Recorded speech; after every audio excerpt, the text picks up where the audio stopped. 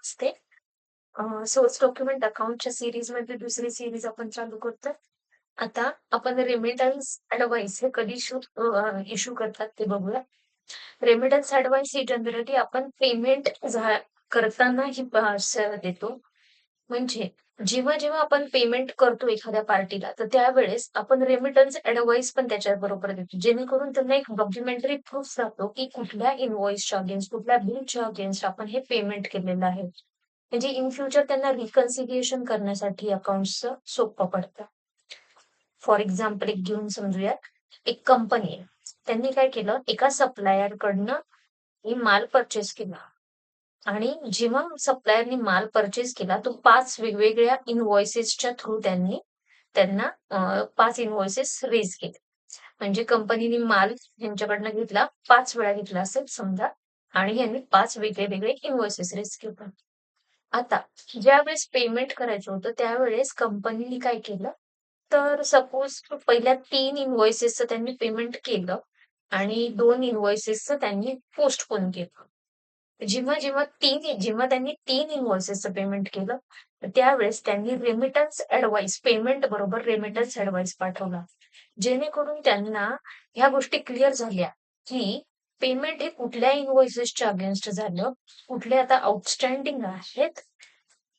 एक courtesy document, एक reconciliation document त्यांच्याकडे तयार झालं.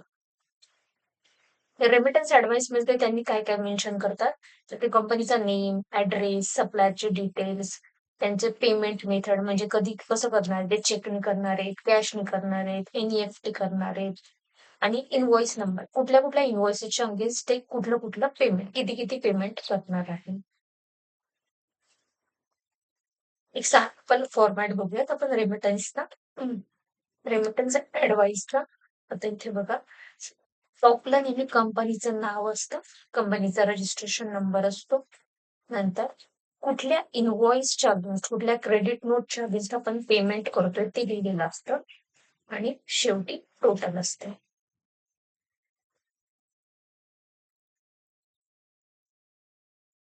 थोडक्यामध्ये रेमिटन्स ॲडव्हाइस हे तुमच्या पेमेंट ॲडव्हाइसला एक सपोर्टिंग असतं. म्हणजे इन फ्युचर तुम्हाला काहीही रिकन्सिलिएशन करायचं असेल, म्हणजे इन्व्हॉइस आणि पेमेंटचं रिकन्सिलिएशन करायचं असेल, तर रेमिटन्स ॲडव्हाइस थ्रू तुम्ही ते रिकन्सिलिएशन करू शकता. रेमिटन्स ॲडव्हाइस आणि तुमचं पेमेंट ॲडव्हाइस हे दोन्ही साधारण एकच असतात. पण दोन्ही एकच त्यांचा पर्पज आणि कंटेंट असतात. तुम्हाला रेमिटन्स ॲडव्हाइसशी रिलेटेड आणखीन काही क्वेरीज असतील तर मला नक्की कॉमेंटमध्ये सांगा किंवा खाली दिलेल्या जीमेल आयडी वरती मेल करा. मी नक्की सॉल्व्ह करेन. Thank you.